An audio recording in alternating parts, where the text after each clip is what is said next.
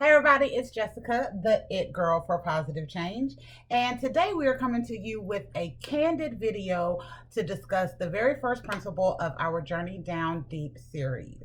So if you have not got a chance to watch that video, I will have it linked up above and probably down below if I can figure out how to do it. But in the meantime, I suggest you go watch that video so you can get the amazing information and then come back to this one so that we can discuss it in a little bit more depth. So let's get started. During Principle 1, we talked about two main things, that is personal faithfulness and self-worth. And we also had the self-worth template that we discussed and we filled out. Now in this video, we are not going to be discussing the self-worth template, as we're going to do that in an additional video later on. But right now, I want to take just a few minutes to discuss personal faithfulness in a little bit more detail so that you really understand the full concept. The reason why I came up with the concept of personal faithfulness is because it's really something we already do. We just don't apply it as much as we should. So for instance, if we are overweight, we like to blame other reasons why we overweight. Hereditary, we just got big bones. When really the reason why we're overweight is because we're not taking the necessary steps to get the weight off. So that example kind of explains personal faithfulness to a T. Because in order for anything to happen and be successful in your life, you have to make the choices to do it. You have to be personally faithful to the things that you want to do, create, have, and choose for yourself. When we aren't applying personal faithfulness to what it is that we want, then we are continuing to let other stuff come in and muddy the water on where it is we want to go and what we want to do. So 7 years ago, we talk about this all the time. 2014, had my epiphany day, got my life together. But 2014, I made a commitment to myself that I would start to be better and know better and do better for myself. So everything that I started from that day until this one, I had to apply personal faithfulness to, so that I was diligent in doing it. Now, in the video, we mentioned about being faithful going to work, about being faithful going to church, about being faithful in relationships. But personal faithfulness is about applying standards and expectations to yourself and what you want to do. And then you can apply that faithfulness to it. You have the faithfulness that you apply to the things that you want to apply to. So a lot of the reason why we're not as faithful to the things that really benefit us is because we make the choice not to be faithful and applying it to those things. Again, if you're overweight and you're putting your faithfulness into ensuring that you got ice cream in your refrigerator all of the time, like I do, yeah, versus going to the gym once a week for 30 minutes to work out or to walk or whatever, that's your choice. And you can continue to make those choices. That's completely up to you. But if you're wanting to be better, you got to be faithful in doing better. In doing better. A little bit of my Southern slipped out right then. So that's why I wanted to make this little video, so I could kind of expound on personal responsibility and personal faithfulness a little bit more, because we are making the choices on what it is that we want to create. And when we make those choices on what we want to create and we decide, I want to lose weight, I want to get better grades, I want to go to school, I want to challenge myself to change myself, if we don't put the faithfulness behind it, how is it going to work? It's not.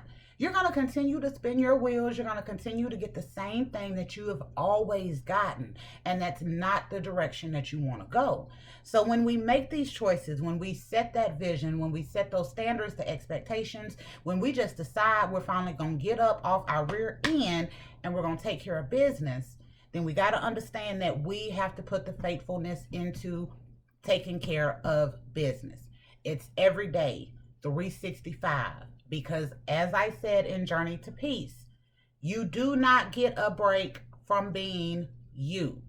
You got to get up every day. You got to strap that backpack of what you want out of life onto your back, and you got to run with it.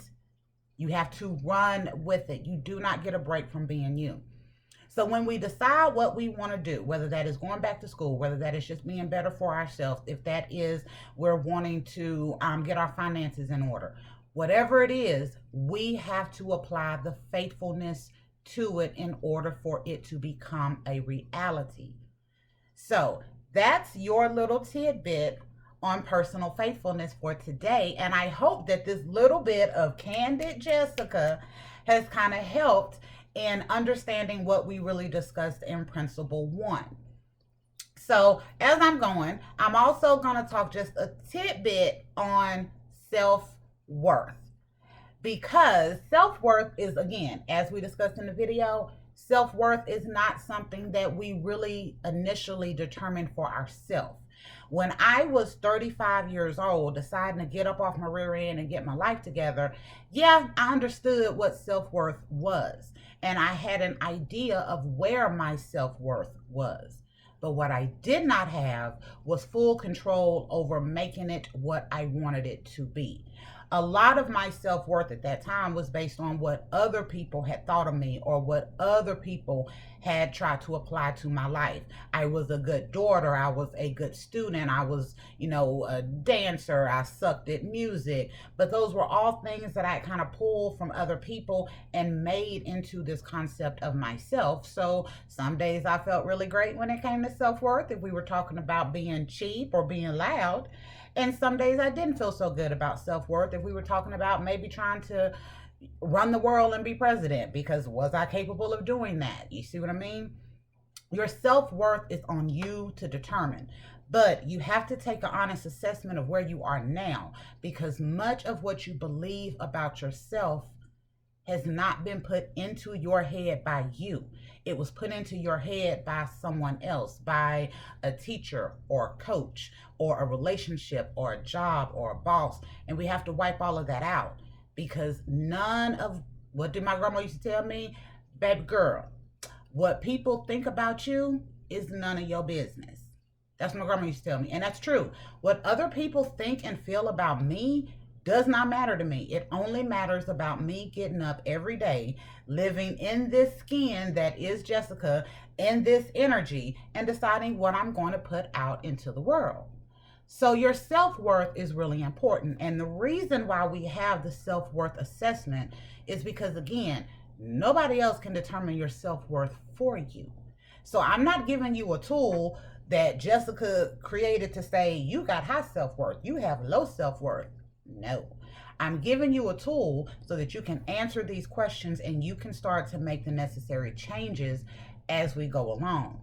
When I started this 7 years ago, I had good self-worth in some areas, but I did not have good self-worth all over. There were a lot of big, what I'm gonna call them? I'm gonna call them black holes in my self-worth, because I hadn't determined what needed to be there. I had based it off of something else. So once I started that, then I had to really get to know Jessica. Am I allowing things that I shouldn't be allowing in my life?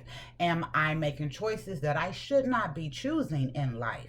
Am I living up to the standards and expectations that I expect for myself, but also that I expect from other people? Because that is a key. We always put standards and expectations on others, and what we put on others a lot of times reflect on what we have on ourselves. So I've been talking for almost 9 minutes. I'm going to hush now, and we will be back later on with an actual full kind of candid walkthrough of the self-worth assessment. Remember, if you are wanting all of this beautiful information that is coming to you from Journey Down Deep, because we are introducing those little itty bitty bite-sized pieces over the next 6 weeks, you can visit my website that is going to be linked down below, and you can find out how to get early access to the entire course, so that way you don't have to wait 6 weeks for all of the information.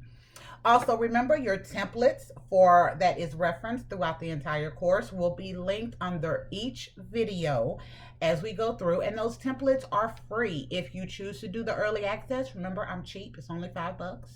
And if you choose to do that, then what that gives you is the access to all of the videos and all of the concepts that we're going to cover in Journey Down Deep over the next 6 weeks. But the templates are free because guess what? To improve yourself should not cost you a dime.